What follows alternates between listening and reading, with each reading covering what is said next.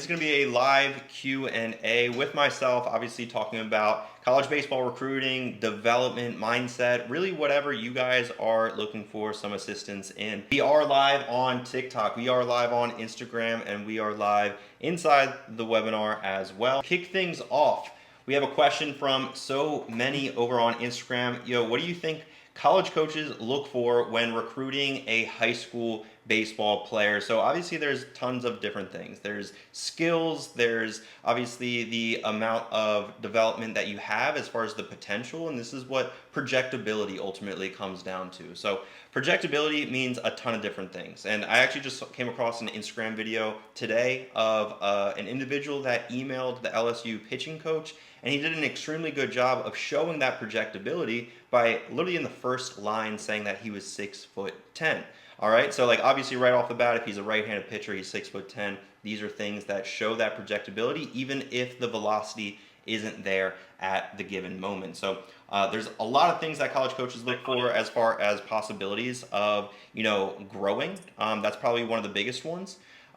Second, obviously, yeah, they look at your academics, of course, without a doubt. Your academics are important. Your GPA, your SAT, ACT scores, these are all important as well. There's no one size fits all when you go through the whole college recruiting process. So as far as what they're looking for, I would generalize it and say they're looking for good athletes, guys. At the end of the day, college coaches will always want a good athlete more than a not so good athlete, just because that athlete can play multiple different positions, whereas the non-athletic guy typically might play first base, might catch a little bit, maybe corner outfield if he's a bopper. So obviously there's different things and different needs that these college coaches are going to be ultimately looking for. And then also, by the way, guys, everyone that's in the Zoom right now, if you guys open up your chat, that's where you guys specifically can ask any questions that you guys have.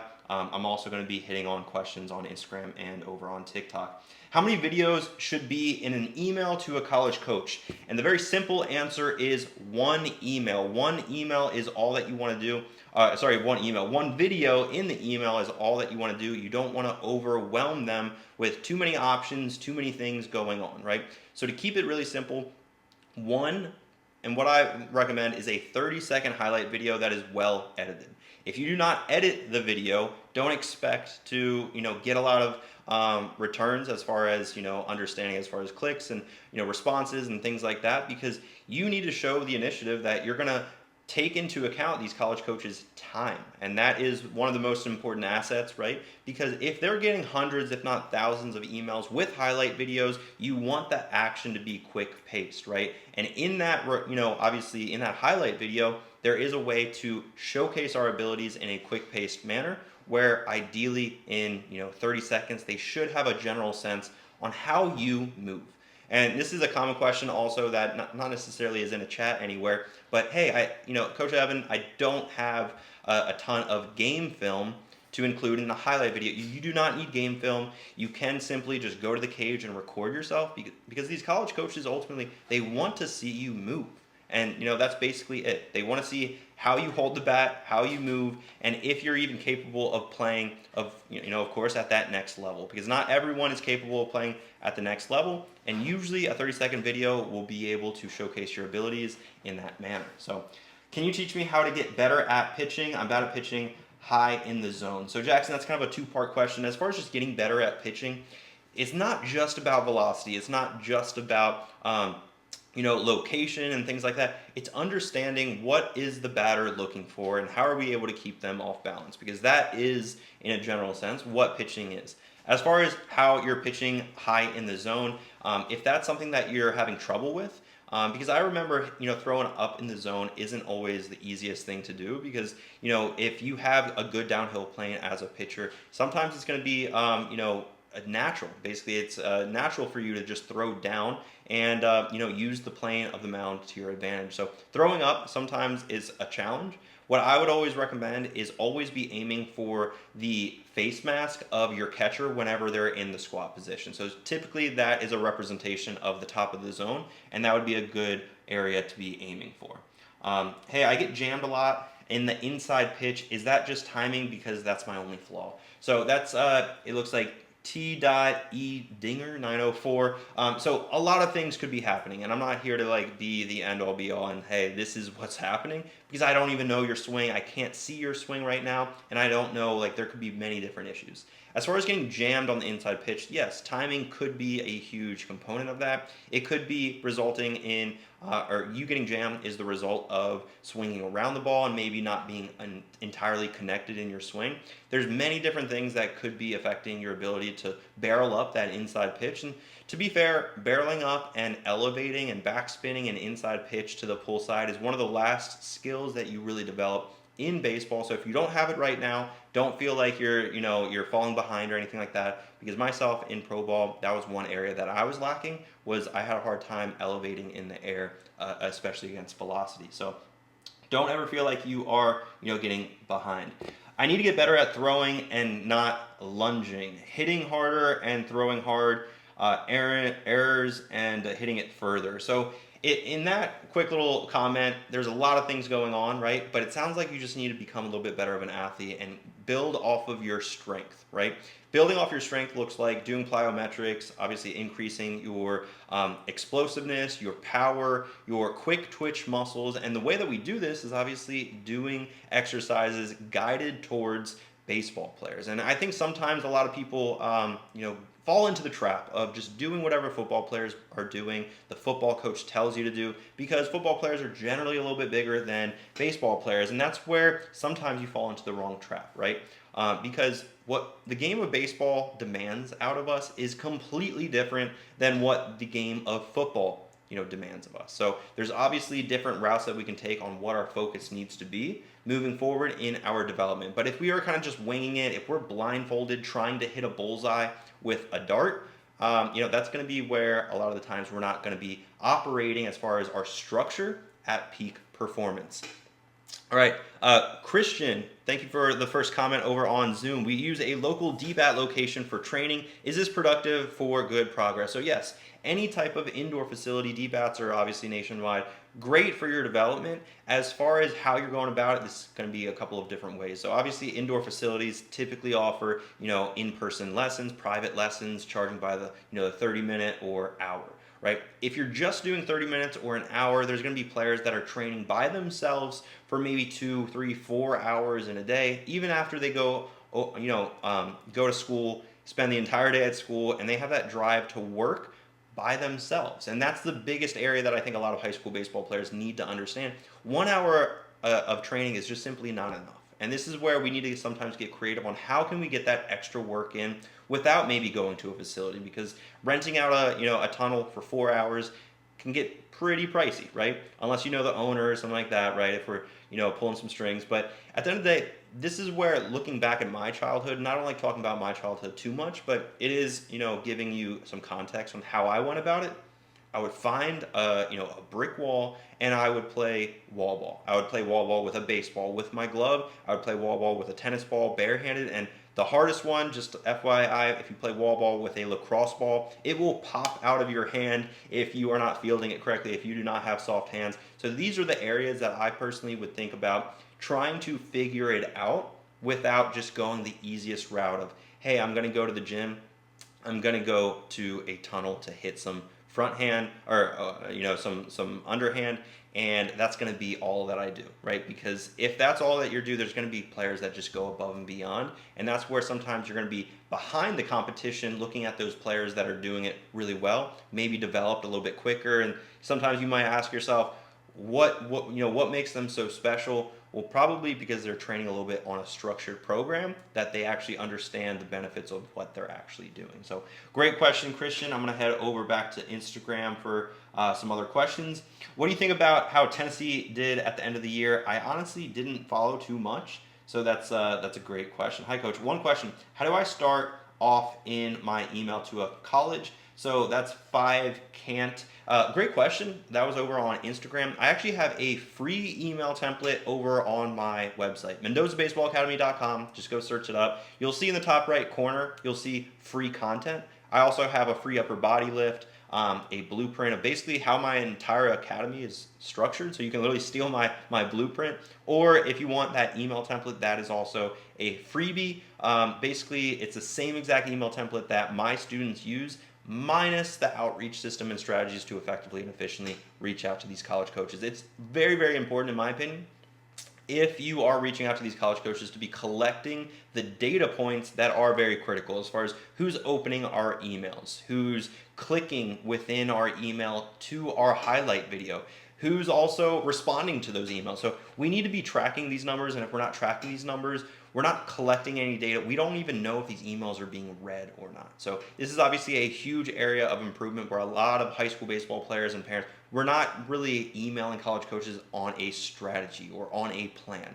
So sometimes, again, you're blindfolded trying to hit a bullseye, or what I like to say is you're in New York City trying to take a cross country trip over to Los Angeles, and you don't have a phone, you don't have a GPS, so sometimes it just feels like you're lost, right? You don't know if you should make a left turn or a right turn. That's another reason why I have that email template, to help you guys get that process started. But at the end of the day, if you don't have a GPS or a phone, you're bound to make some wrong turns along the way. So that's where, of course, where I come in. If you guys aren't really aware, I do offer remote training. My program is 100% remote, and it's really dedicated for those high school baseball players looking to take their development to the next level, get seen by college coaches, and have a real shot at playing college baseball. And again, it's all through a remote program. It's called the Triple Play. If you guys are interested in that, you can go over to my Instagram, YouTube. You can go to my website, MendozABaseballAcademy.com. And there's going to be a short video about 6 minutes long explaining the whole program and how it works. If you're interested in working one-on-one with me inside my academy, you can click the link in my bio. You can apply. You can also go ahead and book a Zoom call with myself, and we can talk about if I can even potentially help your player out. All right, moving forward. Does size matter for college? So yes and no. So I'm pretty sure you guys have heard of guys like Marcus Stroman, guys like Dustin Pedroia, even Quan for the Guardians right now. I'm just trying to think of a few. There have been guys that I played professional baseball with that are legitimately 5'7", 5'8", but they're built a little bit beefier for the average, 5'7" high school baseball player. That, Irving Lopez is one that comes to mind with the Cardinals that I played with. He was, 5'7", 5'8", 5'9". He wasn't super tall. He was a second baseman, right? But he understood his body. He was quick twitched. He understood how to rotate. He understood how to square up a ball. He also was really smooth on defense. He didn't make errors. He understood the game. His baseball IQ was top notch. So it's like, yeah, he wasn't 6'3". He wasn't 6'7" like, Aaron Judge. But he brought so much to the table beyond just his height, right? So when people ask me these questions, and I totally get it, it feels like you're not good enough, you're not tall enough, you're not whatever enough when you're in high school and you haven't fully physically developed. And I totally get it, but that's where the emphasis needs to be on getting after it in the gym, so that way we understand our bodies a little bit better, we can rotate a little bit quicker, we can throw the ball harder and hit the ball further, because rotation is part of that. And again, football players don't have to deal with rotation. That's a really very important aspect of making sure we actually are doing the right things in the gym. Christian asked another question. Our daughter went D1 swimming through NCSA recruiting, and it was very easy to use. How did your system approach contacting college coaches? Great question, Christian. And I've actually heard some, halfway decent things about those recruiting services out there, right? Especially for, swimming, golf, for tennis, maybe track and field. Every sport is a little bit different, right? And in my opinion, baseball, and this is just my opinion, nobody come after me, baseball's a little bit delayed in understanding the technology around the game, right? And we're just getting into the StatCast era, right? Obviously, everyone's talking about launch angle and spin rate and all these percentages and numbers and metrics, and that's great. The thing is, baseball and baseball coaches specifically are a little bit delayed in that technology. So I'm gonna be honest, college baseball coaches, and this is strictly from a conversation that I had with the NC State recruiting coordinator. He said that he doesn't really check that app, and he also thinks it is a red flag if high school baseball players are using these recruiting services. And the reason was, and I definitely asked him because I was very curious as well, because NCSA, they hound you, they call you, they email you, they text you, they send you mail, they do a lot. Without a doubt, a decade ago when I was in high school, same thing.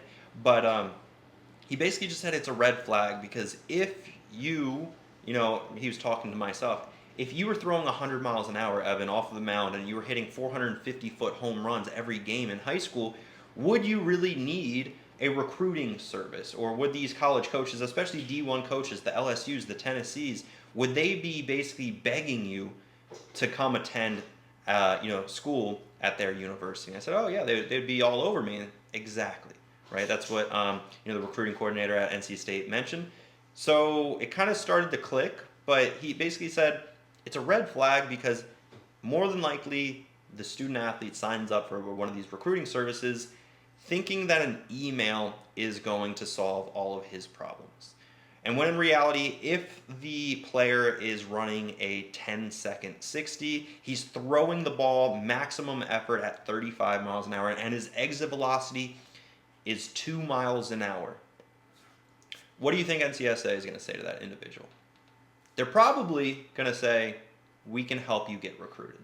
When in reality, that individual is not even come close to even a JV field or maybe even an elementary T-ball field, right?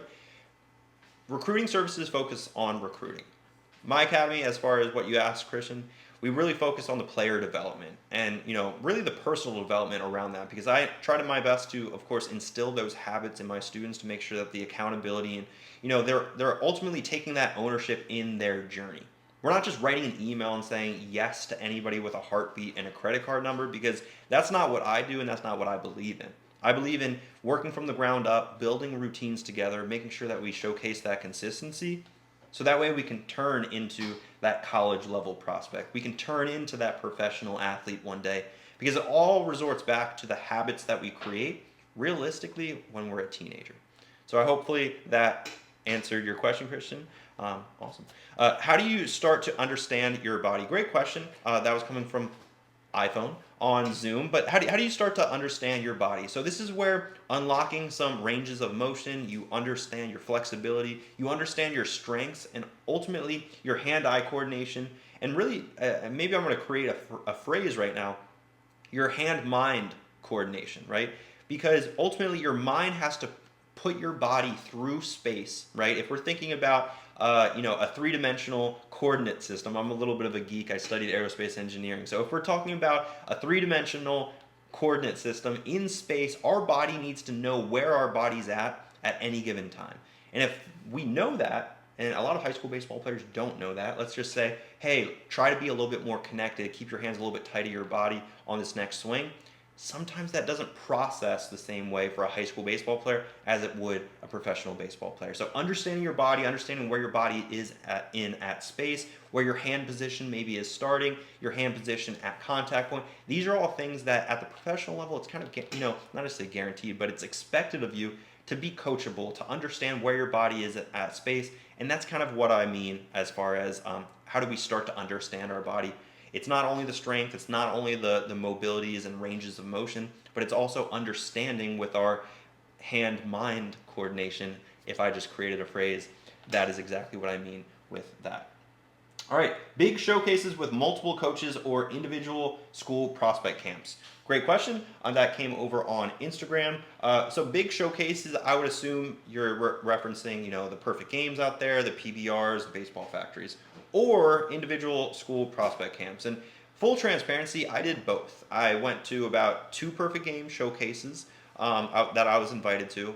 They are very expensive, but it is good to have a third-party trusted database to collect 60-time arm velocity, exit velocity, things like that. But individual college camps are going to be more heavily focused on reps and also nurturing that relationship with these college coaches.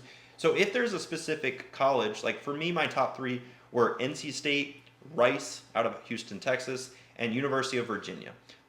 Because they all offered aerospace engineering, they all are a great baseball program, and they have a proven track record of course, excellence at the baseball for the baseball team. There's also good facilities. I liked the location for most of them. But at the end of the day, I went to the Rice camp. I went to the University of Virginia camp. I did not ever go to the NC State camp. And I committed to NC State, right? it was beneficial to nurture that relationship with the college coaches when I was actually on campus with the UVA coaches, the Rice coaches.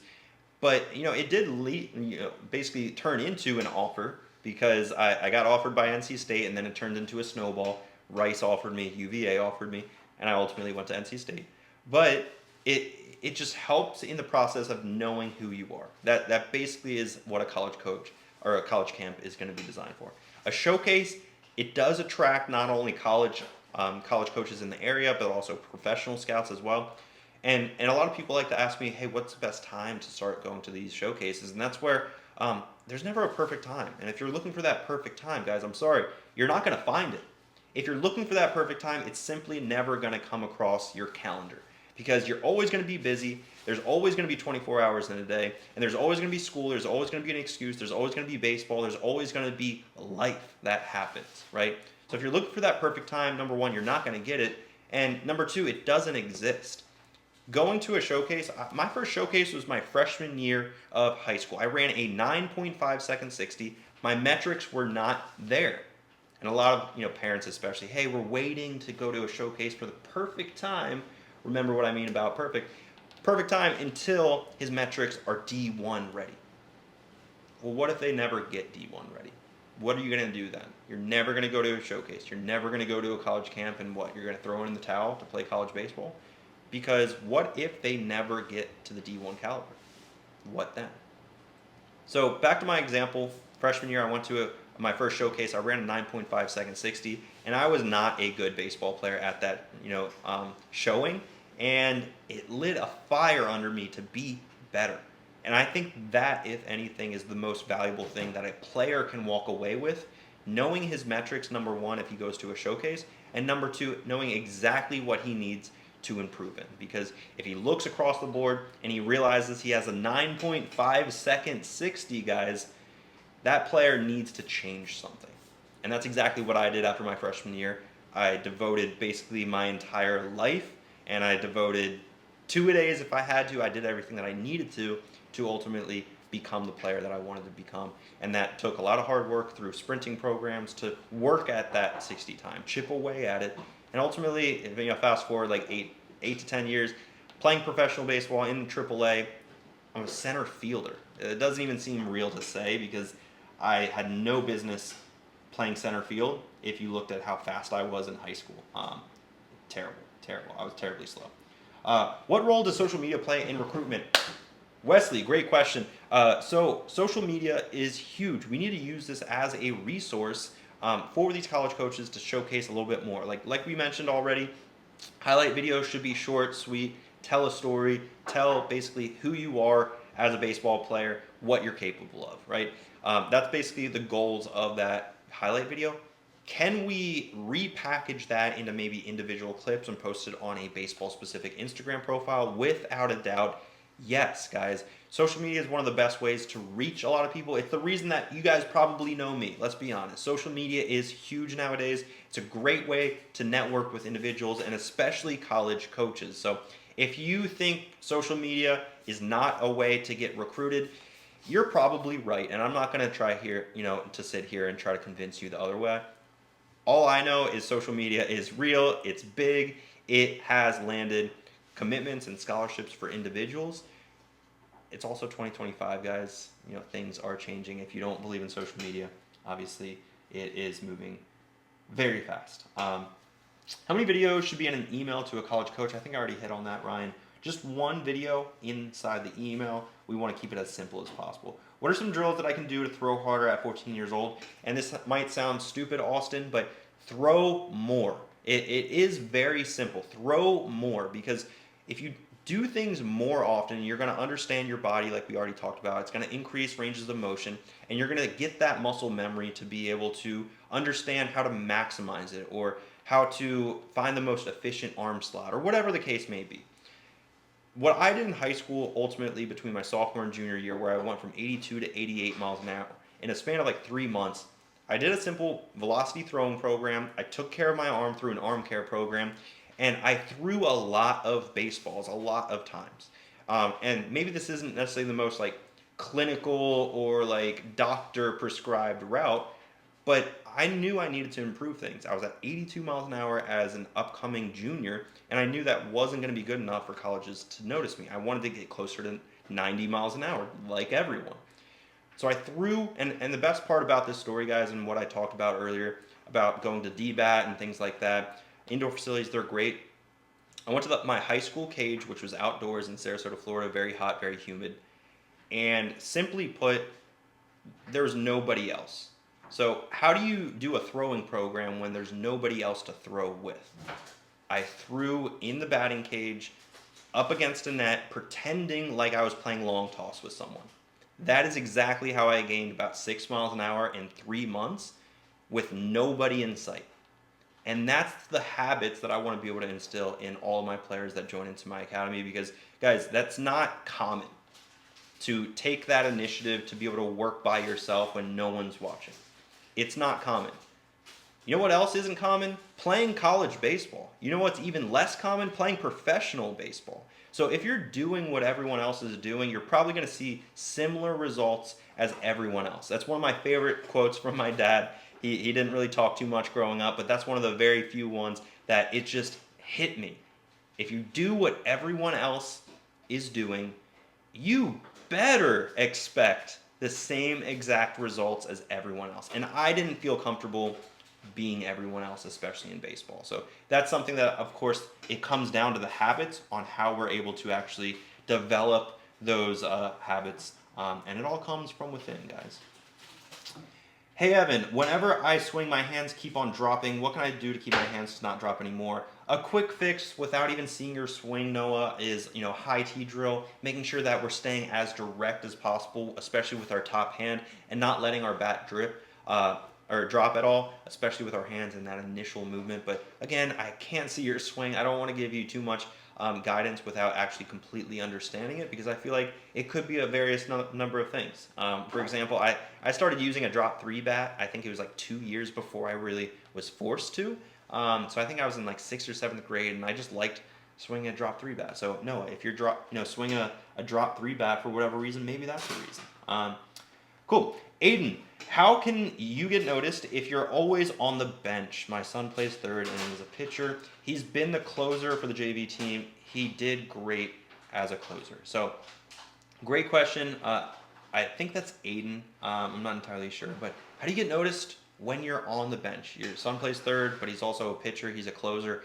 So it's very difficult. I'm going to be honest with you guys. And it's the same thing that you're going to have to realize when playing in college. If you're looking for a scholarship, that's great, but you don't want to be looking for a college scholarship. You should be looking for the right college scholarship. So to kind of backtrack before we talk about college recruiting, how do you get seen when you're in high school and you're on the bench? Well, number one, you probably need to develop in some manner the physical abilities, so that way you can actually show these college coaches, and not only these college coaches, but your high school coaches, that you're worthy and trustworthy to be in the lineup every single day. If you're doing good as a closer, your velocity's up, you're on JV, maybe as a sophomore. These are things that, it's a pretty low risk environment. You're not on varsity yet, but still, if you're showing that promise, you continue to show that promise.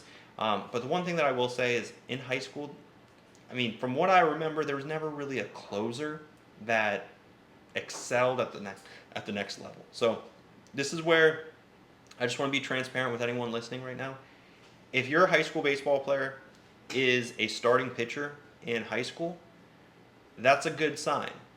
If he's a middle reliever, if he's a closer, not necessarily the best sign. And maybe every high school baseball program is going to use pitchers differently. Maybe there is an actual closer at the high school level, but college is the first time in my experience, and again, I'm just talking about my experience. College was the first time where we actually had a closer as far as a pitcher. Professional baseball, of course, there's a closer. Of course, there's a pitcher that takes on that role as being a closer, as the guy at tight games. I'm going to come in, shut the door. But typically at the high school level, if there is a closer that is needed to win a baseball game, typically that's a starter that comes in late in the game because they throw harder, they're a little bit more developed, and they can blow some fastballs by everyone. Hopefully that answered your question. What makes a coach want to recruit you? Great question, Cash. So there's obviously a ton of things that I already mentioned, but most importantly, becoming a good athlete. Because college coaches love athletes.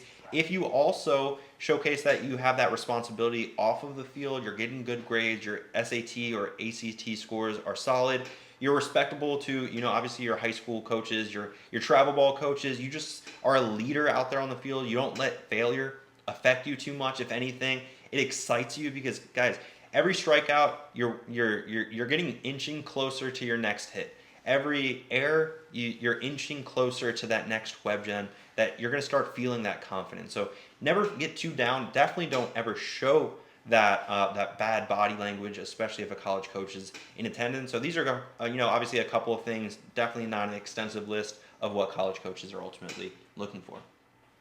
Hey Evan, I'm 14, and what are some good drills or workouts to throw harder? Like I mentioned, also maybe it's scrolling up again, but basically throwing more is always a good start. Will coaches get mad at you if you are in a slump?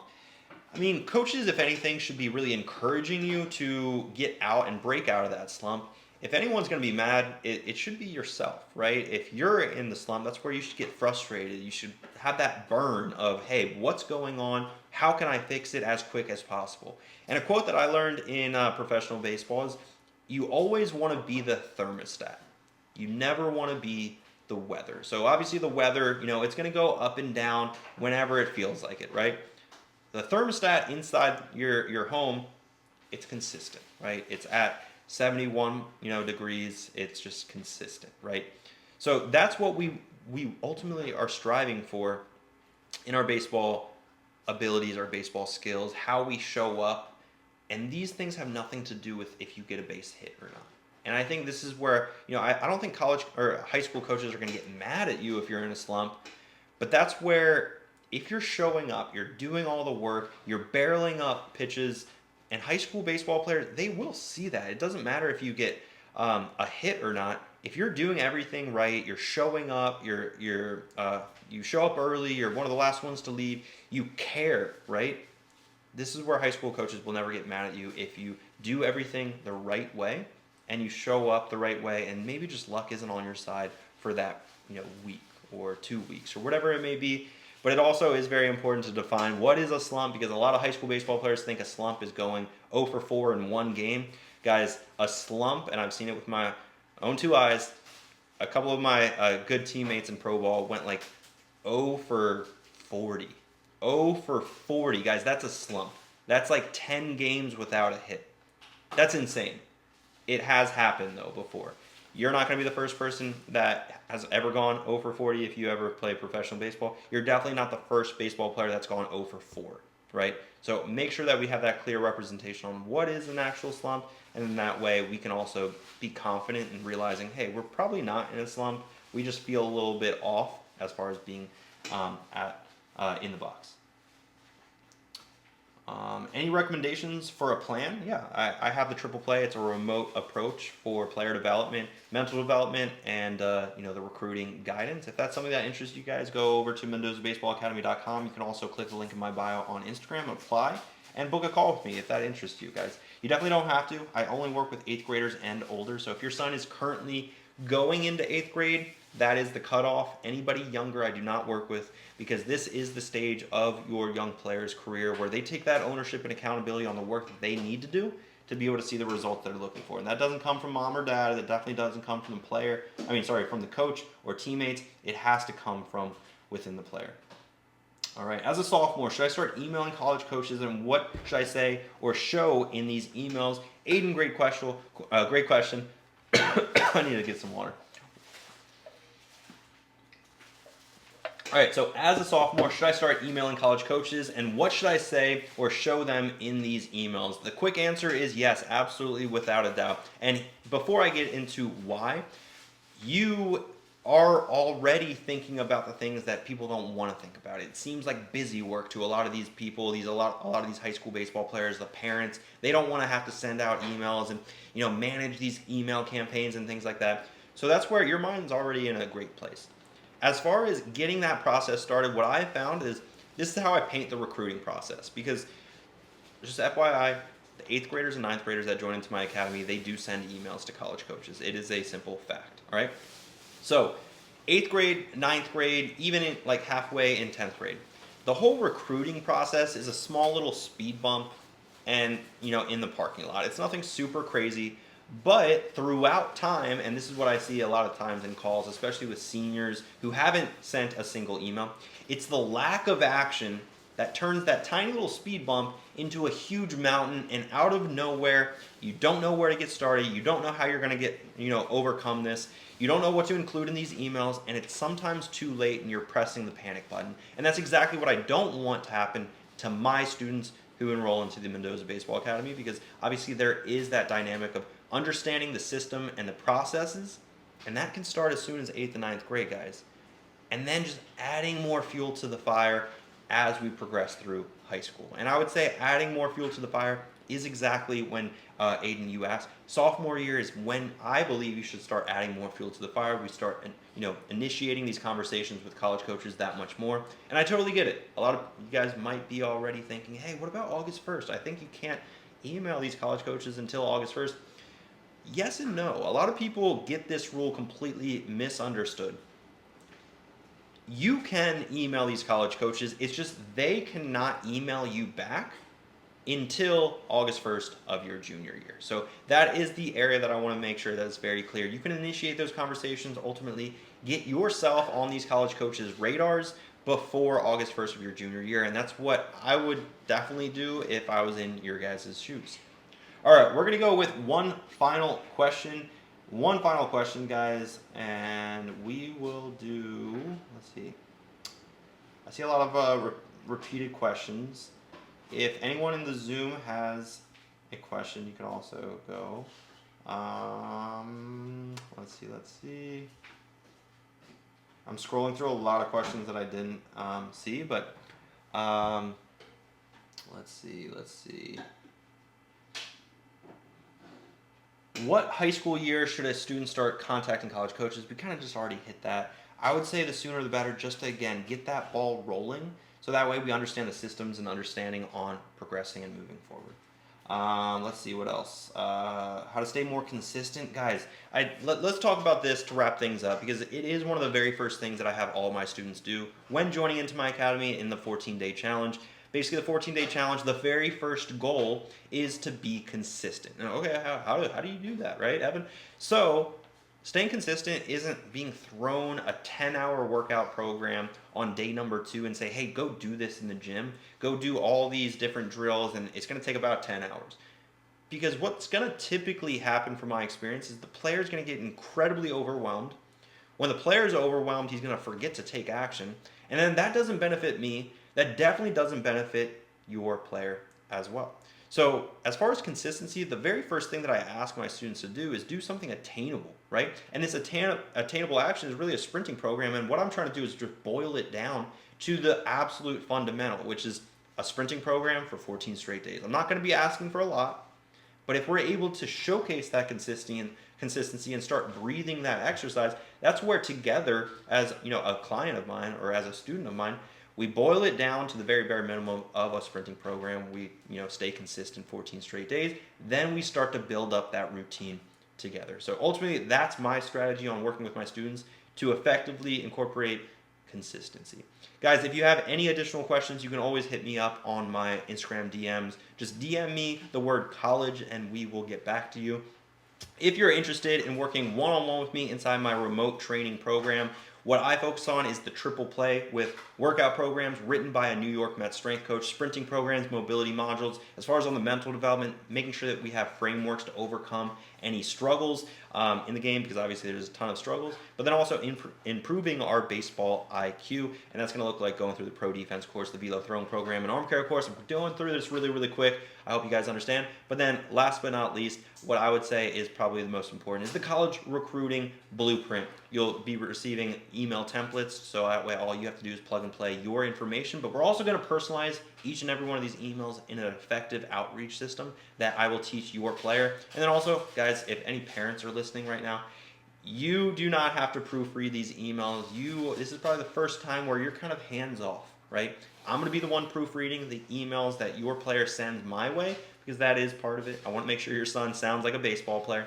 And of course, in the triple play, there's also the support directly with myself. There's no other coaches as far as, other than the New York Mets strength coach, but he just writes the programs for the students. Your son's going to be working directly one-on-one with me, Slack communication, Zoom calls. Basically all of his problems become my problems. All of his goals will become my goals. But if that, at the very least, interests you guys, just please go over to Mendoza Baseball Academy. I have an awesome website that was, that I built out. Kind of just goes over where you guys are more than likely at, and then that way we can build a game plan together. If I can even potentially help you guys out. So hopefully you really enjoyed this live Q&A webinar. Make sure to check this out probably next month. Roughly around the end of the month is when I do these calls, just to make sure that all of your questions are being answered. And that way I show up for you guys. You guys also realize I'm a real person. I'm not just some rando on the website, or not on the website, on social media or online, right? I totally get it. But, obviously, as far as my playing career, for those that don't know, played 7 years of pro ball between the Cardinals and Padres, played D1 ball, studied aerospace engineering at NC State University. So I've been through the process. I've been where your son is currently at, and I'm looking to help. So if, again, the triple play sounds interesting to you, check it out, MendozABaseballAcademy.com. Peace.